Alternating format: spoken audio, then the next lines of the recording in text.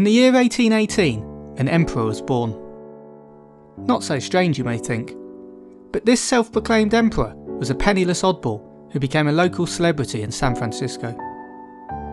Joshua Abraham Norton was born in England, but spent most of his early life in South Africa. After his mother and father passed away, he emigrated to San Francisco in 1849, with a $40,000 inheritance from his father's estate.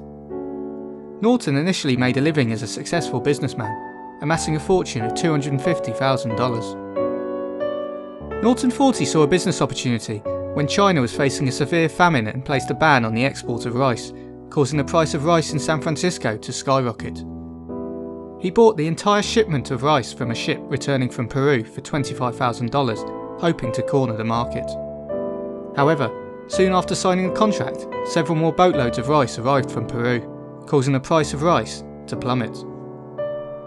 He lost a lawsuit in which he tried to void his rice contract and filed for bankruptcy in 1858. At that point, he became less and less seen in public. After becoming disgruntled with the legal and political structures in the United States, in September 1859 he re-emerged, sending various newspapers letters declaring himself Norton I, Emperor of the United States. One newspaper printed this letter, and so began a quirky and unprecedented 21-year reign over America.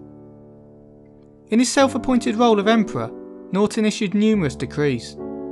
In October 1859, he declared the formal abolishment of the United States Congress. The following month, he issued a decree to summon the army to dispose of the officials of Congress.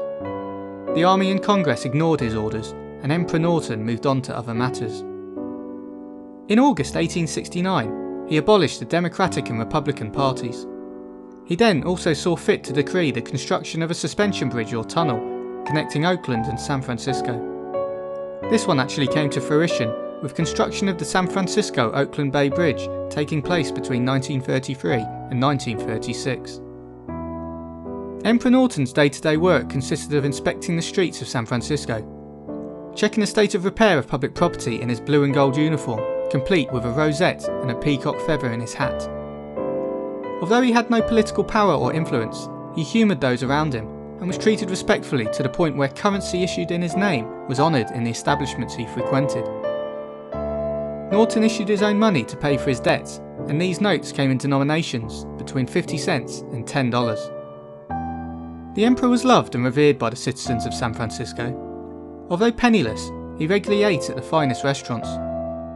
Norton's self-penned seals of approval were prized by restaurateurs and offered a significant boost to trade.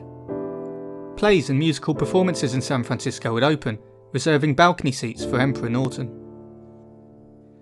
In 1867, a policeman arrested Norton to receive treatment for a mental disorder. The arrest outraged citizens, and the police chief ordered Norton released and issued a formal apology. Norton granted an imperial pardon to the arresting policeman, and from that point on, all San Francisco police officers saluted Emperor Norton as he passed in the street. On the 8th of January 1880, Norton collapsed on the street and died before he could be given medical treatment. At his funeral 2 days later, some accounts say that 10,000 people packed the streets of San Francisco to pay homage. Norton has been immortalised as the basis of characters in the literature of writers such as Robert Louis Stevenson and Mark Twain. Twain lived in the city during Norton's reign. Since his death, there have also been campaigns to rename the San Francisco-Oakland Bay Bridge the Emperor Norton Bridge to honour his life and legacy.